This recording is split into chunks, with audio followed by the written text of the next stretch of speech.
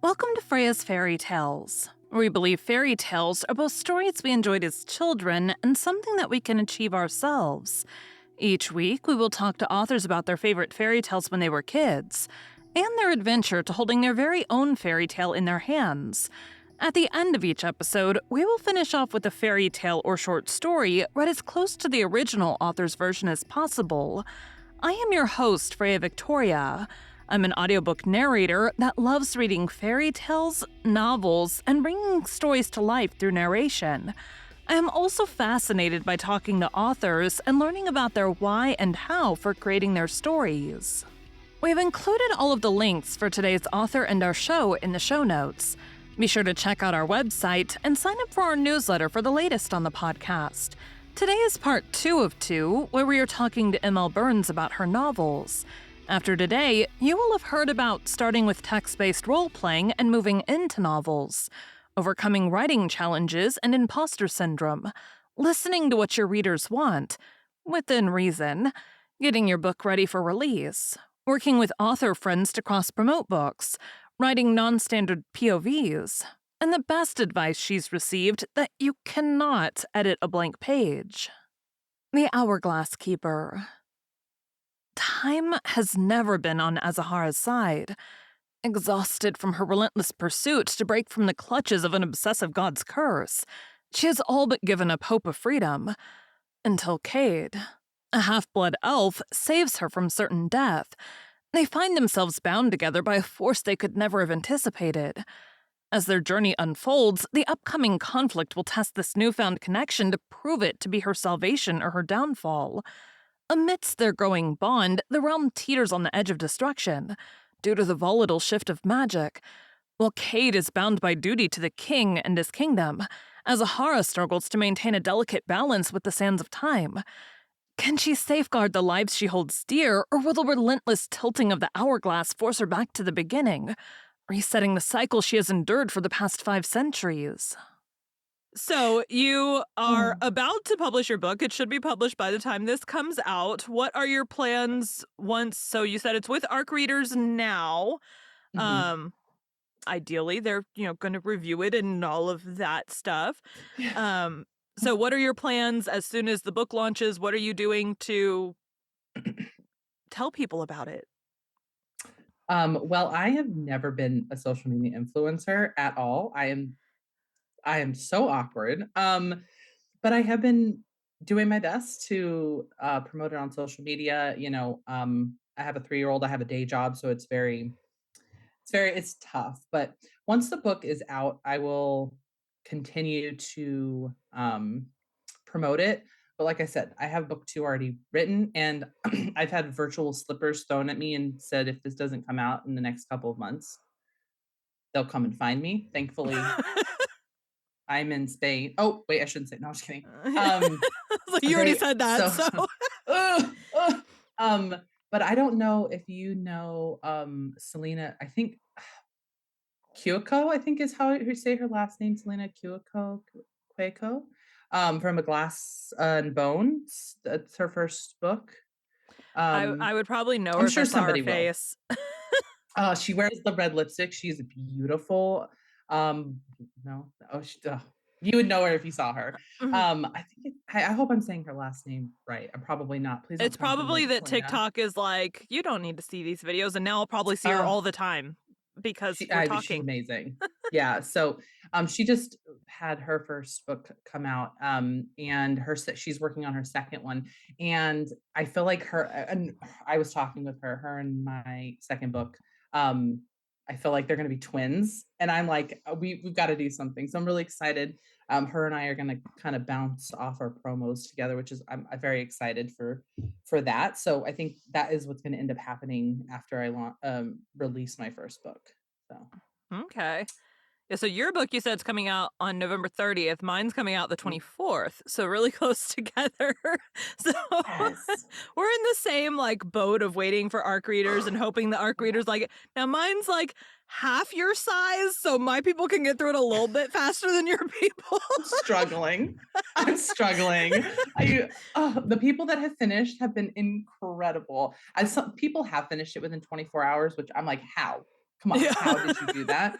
I appreciate it. So, I have gotten some great feedback. I knew I write in a very different style than a lot of authors. I actually only know of one big author, and I can't even think of her name right off the top of my head, where I write in third person point of view limited. So, ha- before I go into what it is, do you know what it is? Third person point of view uh limited? that's that's where it's you're using the person's name, but you're staying to like one person instead of jumping between people, right? It's limited Well, to one or very few point of views, yeah, right? so each chapter, yeah, so the whole story follows Azahara and it's in her point of view, but it's in third person. So I use pronouns instead of I and Mm-hmm. me. But you still get to hear her inner thoughts, and things like that. So it does feel like first person, but it's not. And Mm-hmm. I knew that was going to be probably my biggest feedback because nowadays everybody all big fantasy books are in first person. Like I don't think I've read a third person point of view fantasy book recently that has like is really big and blown up. So I Mm-hmm. knew I was kind of coming into this world with a disadvantage. So that's but the only feedback that I've gotten that has been they negative, but Mm-hmm. it's been really good. Everyone has loved it, and that's what matters to me. For me, I don't Yeah. even like the difference between that type of third person and first person doesn't even like phase me I at don't see all. the difference.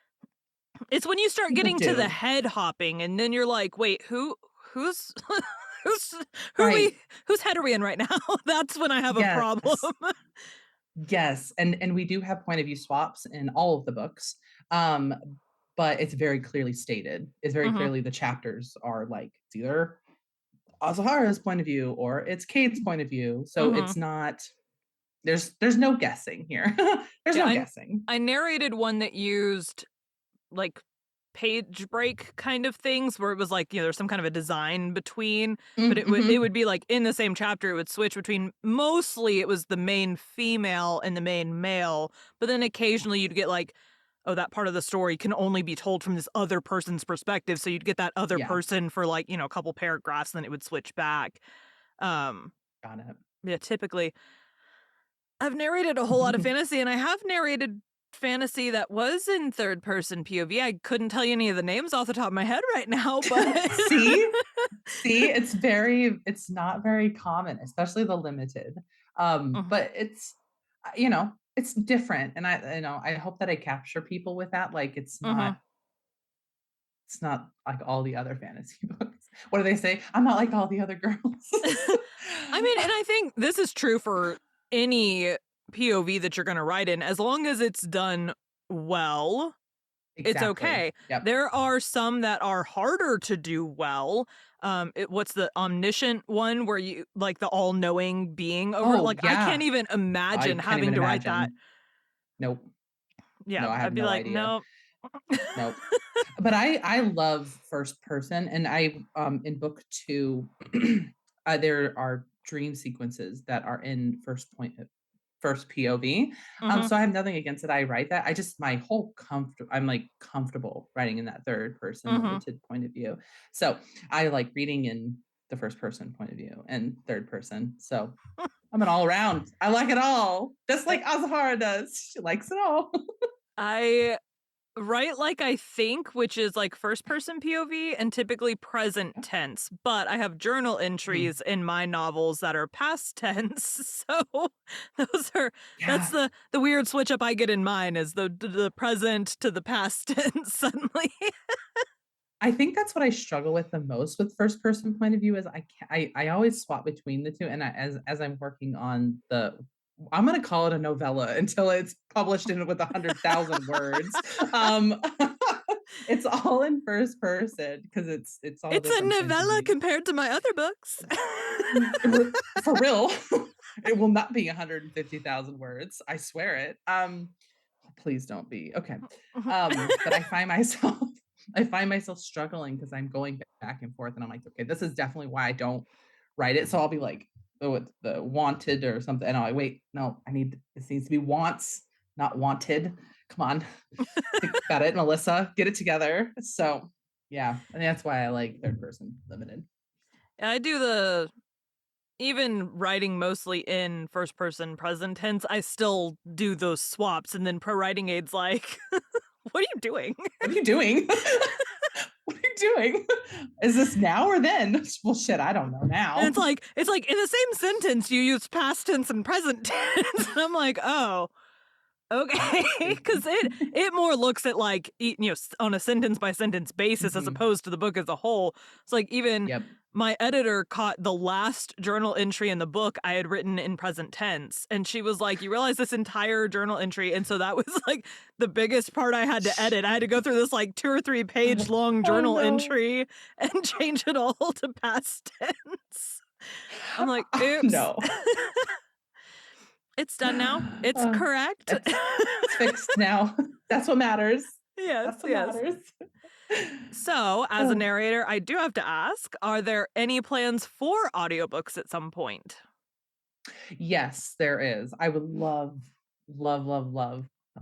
There is this narrator on TikTok, and I didn't even know narrators had TikToks until recently. Again, I have never been a social media person. Actually, I think Yeah. you were the first narrator that I came across, Mhm. and I followed. But there's this narrator, and she was doing a poem, and I literally had to like sit back, and I was like, holy shit. If that is not Azahara, I don't know what is. Like, I was blown away. I couldn't Mhm. even, I was like, oh well, oh God, how much does this cost? Because now I need to hear you say by the mother. Like right now, I need to hear it. And so yes, the hope is that, and I would like, I think you called it a duet. Because So, there's what it's called. single, which is just one, and then there's Mhm. dual, which is like the male reads the male chapters and the female reads the female chapters, and then there's duet, where male reads all the male lines throughout the entire That's what book I want. and the male perspective, and then the female does all the female perspective and all the female lines. And then there's like some call it like a hybrid, where it's like, oh, the male just reads the male main characters' voices, and then the female Mm, narrator, if it's in the female POV, she's gonna do like all the random side characters that don't really matter for anything. So there's got it. different Yeah. ways to do it. I believe so. A single narrator or a duet or the duel where each person's doing their whole entire POV. Those are going to be about the same cost. Where duet, where each like the male's always doing the male lines, is going to cost more to get it edited. So Yeah. typically you pay a little bit more because they have to pay their editors more to put the audio all together, splice it That together all makes sense. pretty. Yeah, that makes sense. And I I have no I've listened to audiobooks with like the whole graphic novel ones. I've listened to Mhm. the duets, and I've heard it all. I have only ever like, I heard her voice and I was like, well, that, well shit, I'm ruined because that's exactly what I need. And it's so that's as far as my audiobook process has gone. Right. um I want her to do but it. That's I all. just, that's literal, and I messed, I commented and I'm like, oh my God. I'm obsessed, and this is so bad to say. Please don't think I'm so weird, but you sound just like her. And I got to message with her, and she's like the sweetest person. I was like, thank God you don't think I'm weird, because now all I hear when I'm writing this, all I hear is your voice, and this is a problem for me. Okay, See, and I'm so like, yeah. so this is gonna sound so weird, but prior to narrating audiobooks 2 years ago when I started, the only time I listened to audiobooks is the like twice a year we would go on car trips to my in-laws' house, which is like a 9 hour Oh. drive.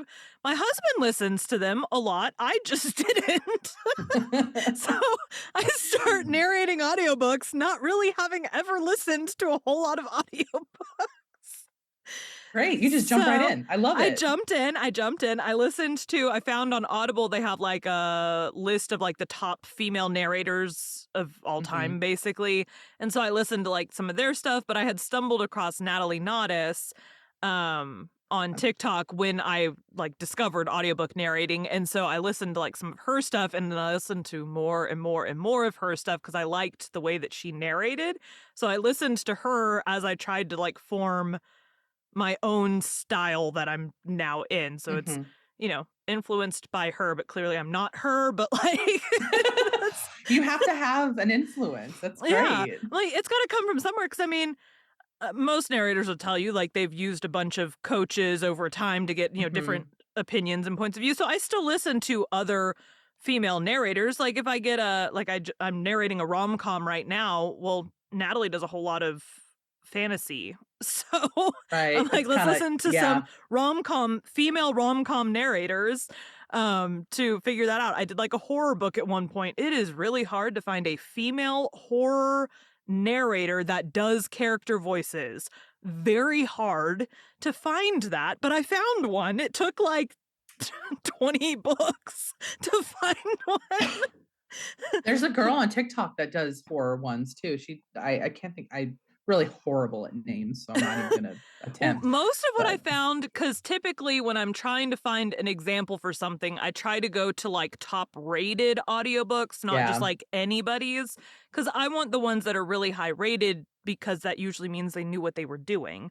And it absolutely. was in the horrors genre. Most of the top audiobooks are done by male narrators that don't do character Mhm. voices. So they're horror and terrifying sounding, but they just don't do the distinguished character voices like I usually do. And I'm like, I don't think I could not do that. So, Sure. like, when Look, you yeah. do it entirely one way all the time, it's like, I don't think I could suddenly just change. Yeah. No, not at all. All right. So, what is the best piece of advice you've ever gotten for writing and the worst piece of advice in whichever order you please? Okay, I think I mentioned the worst. It's the word count thing. I Mm. didn't take the advice. I didn't. Obviously. Um, I just don't think that you should ever limit yourself. What you did is perfect. You gave yourself a goal. That's perfect. I just don't think you should limit yourself to what everybody else thinks the standard is. If you're going to Hmm. tell a story, tell the story. Again, let's remove the fluff, but let's tell your story. Hmm. And the best piece of advice I ever got, and this is the only reason that my book is in my hands, sort of right now, is you cannot edit a blank page. My my friend, she was like, I was like, dude, this first draft is going to be shit. And she's like, it's fine. You can edit it. Just put it on paper. She's like, just keep going. And she is like the reason I have a book. Obviously this is my story and I put it to paper, but Tiffany is the only reason I have a book because she was like, so how many words did you write today? So did you do this? And when I started writing, I had no clue about anything. Like I use Atticus now. I do all of my own formatting and everything else. But I had no clue. I was writing this shit in Word. Like I wasn't even doing anything. I just was writing. And she's like, "Hey, how you doing? Well, what chapter are you on?" And she's like, "Can I start reading it behind you?" I'm like, "Yeah, 100%. Please help me." So that is the best piece of advice. You can't edit a blank page. So Hmm. just put it on paper. My best friend did the she kind of cheered me on. The beta readers kind of took over and, did a lot more cheering on as I was finishing up the manuscript, but um there's a couple times I was very mean to her and sent her like what I would do at the beginning, I would write a chapter, throw it through Pro Writing Aid and then send it to her immediately and text her and be like, "Hey, new chapter in the Google Doc." And she would go and she would read it. And then a little way through, it got annoying to do that at every chapter. So, like, each weekend Mm-hmm. I would do it. I would just upload whatever chapters I'd finished that week each weekend. And so, like, one time I uploaded a cliffhanger chapter, but I texted her and told her it was a cliffhanger chapter. And so she waited until I had uploaded the next batch of chapters before she read it. And so the next time I had a cliffhanger chapter, I didn't tell her that it was a cliffhanger. Good call. Good job. And she I got to approve. it and she was like, "How dare you?" And I was like, "I'm so sorry. I've written two more since then. Here they are." I'm sorry. Take it. Please don't hurt me. Please. Please. Oh my God. Oh, But I wanted her honest reaction to it without having yeah. warned her ahead of I wanted to know because I didn't get that reaction with the first one because she already had the other chapters after. I wanted that honest feedback on it because most people are gonna, they're Absolutely. gonna get to that cliffhanger. And like I do when I read books, they're gonna get to that cliffhanger and they're gonna immediately go and read the next chapter, even if it's bedtime. Like they're gonna to find out what happens afterwards. So Yep. I'm Yep. like, I needed that raw feedback for the cliffhanger Yeah. chapter. Yeah, because you never know, you might not be able to get to that next chapter, so getting that raw reaction is great. I wanna talk about this because it just makes me think of this. I finished my book and the 3 people that were reading it at the time, um, I was like, "Okay, it's a long book, take your time," but how I left book 1 at the end, I'm an anxious person, so I was like, "I gotta keep writing because I just can't leave it like that." And Mhm. I was so uncertain if I wanted that to be the ending of the book because I was like, "I don't know how people are gonna react. I feel like they're gonna hate me," which at the same time, maybe that's what I want, I don't know. But I ended up writing half of book 2 before anybody finished book 1, and I was like, "Well, that ending is staying because I'm not gonna rewrite book half of Right? book 2." And I was like, "So if you hate it, don't tell me because that's just too bad because I told you. I told you." And before getting it out to ARC readers, only 2 people finished book 1 in its entirety from start to finish. I had a lot of people do up to like halfway and life got in the way. Right. And, I can't force people to do it. Right. Um, but that also played a lot into my anxiety because I was like, well, 2 people really loved it. Mhm. But only 2 people finished it in its entirety. So Yeah. I hope you like that ending because everybody's mad at me. But I anticipated that. Yeah. I anticipated hate. So Yeah, it's all in good mine fun.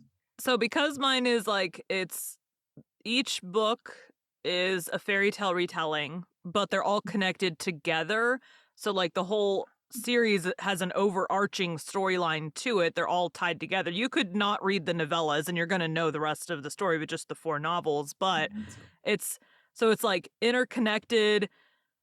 You could read them as standalones, but I wouldn't recommend it because you'd be like, "What's going on with this other chick over here?" Who Like, is that? Who's this person? so, like, You came in out of each nowhere. one, you're gonna get a different fairy tale couple story in there, but also, like, That's cool. the main characters from book 1 are still the, like, main characters, and she is still the chosen Oh, one that's throughout the cool. series and all that, so, um, mine is it ends it ties up the Beauty and the Beast story, but then the epilogue is like a sneak peek into the final book, and so it's like, here's this cliffhanger of who is this person Whoa. in here, Oh, and so so you're mean. That's mean. yeah. So you're okay, so I will not take the cake on being the mean one here because Well, I would because I'm not telling there are gonna be 8 fairy tales involved, and I did not want to tell there are, like, 3 people in total in the world that know all 8 fairy tales involved, Mhm, and so I wanted people to be guessing who the big bad person of the whole everything is all along, and so the only way to mm. do that is to leave these little sneak peeks. Breadcrumbs. Yeah. So Got at the it. end of book 3, in Okay. book three's breadcrumb, it will be a smack you in the face, you're gonna know who it is person. Um, but until then, I get to have fun with these little snippets of who is that character? Oh my god, I love it. So Okay, alright, I love it. I love it. so it was my fun way, and I like, typically epilogues in books that I read are like, Mhm, a snippet from the next book that's coming up, or maybe it'll go back in time and you'll get a little bit of like scene that kind of got glossed over during the book or something like that, or people don't do the epilogue, whatever it may be. So the mhm. epilogue's there. You could skip it.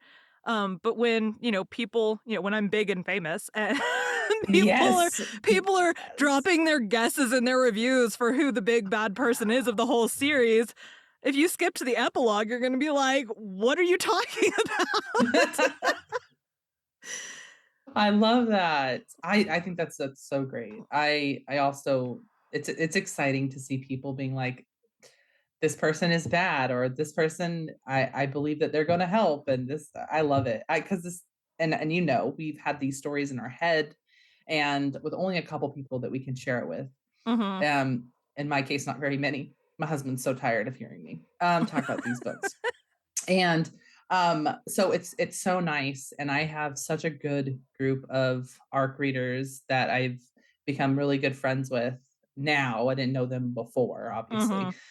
Um, but just to have their reactions and just like all be like real time as it's Mhm. coming, like, how could you do that? And or oh my god, I never saw this coming. I'm like, okay, thank god, because to me everything is obvious, right? Everything is Yeah. obvious to me. I'm like, and they're like, I what? I'm like, okay, yeah, yes. So I love that, just being able, like, looking at them and not looking at them, that's awkward, but seeing their reactions and them guessing what's going to happen, and I'm like, maybe.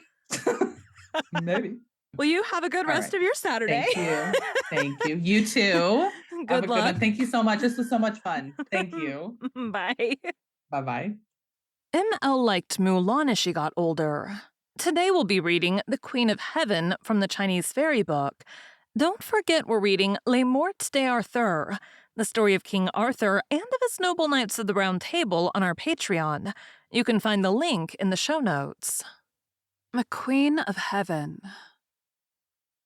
The Queen of Heaven, who is also known as the Holy Mother, was in mortal life a maiden of Fujian named Lin.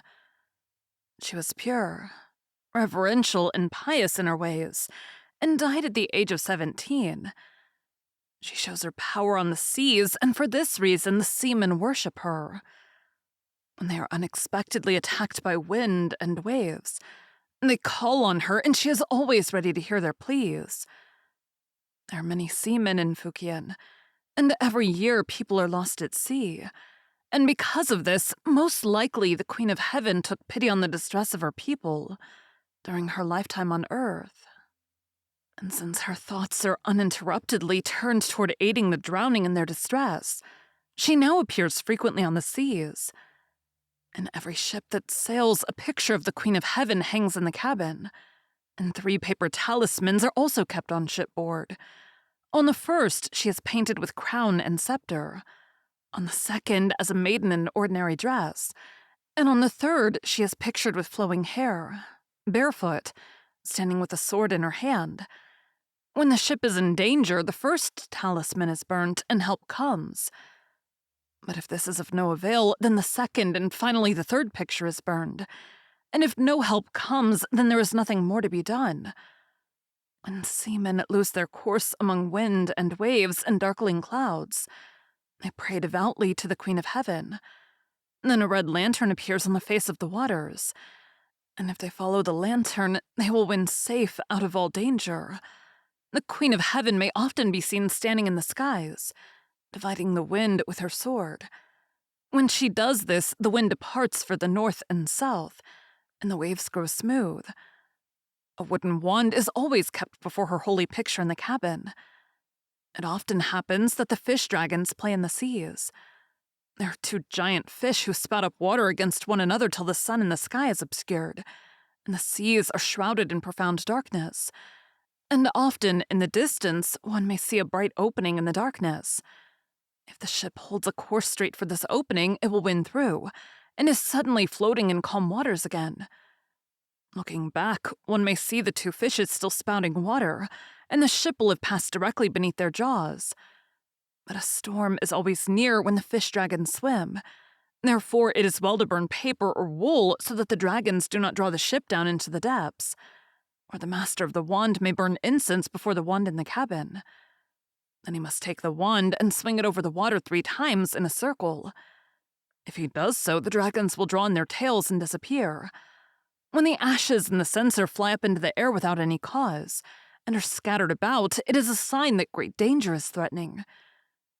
Nearly 200 years ago, an army was fitted out to subdue the island of Formosa. The captain's banner had been dedicated with the blood of a white horse. Suddenly, the Queen of Heaven appeared at the tip of the banner staff. In another moment, she had disappeared. But the invasion was successful. On another occasion, In the days of Qianlong, the minister Xiao Ling was ordered to install a new king in the Liuqiu Islands. When the fleet was sailing by south of Korea, a storm arose, and a ship was driven toward the black whirlpool. The water had the color of ink. Sun and moon lost their radiance, and the word was passed about that the ship had been caught in the black whirlpool, from which no living man had ever returned. The seaman and travelers awaited their end with lamentations. Suddenly, an untold number of lights, like red lanterns, appeared on the surface of the water. Then the seamen were overjoyed and prayed in the cabins. "Our lives are saved," they cried. "The Holy Mother has come to our aid." And truly, a beautiful maiden with golden earrings appeared. She waved her hand in the air, and the winds became still, and the waves grew even. And it seemed as though the ship were being drawn along by a mighty hand. It moved, plashing through the waves, and suddenly it was beyond the limits of the black whirlpool. Chao Ling, on his return, told of this happening, and begged that temples be erected in honor of the Queen of Heaven, and that she be included in the list of the gods. And the emperor granted his prayer.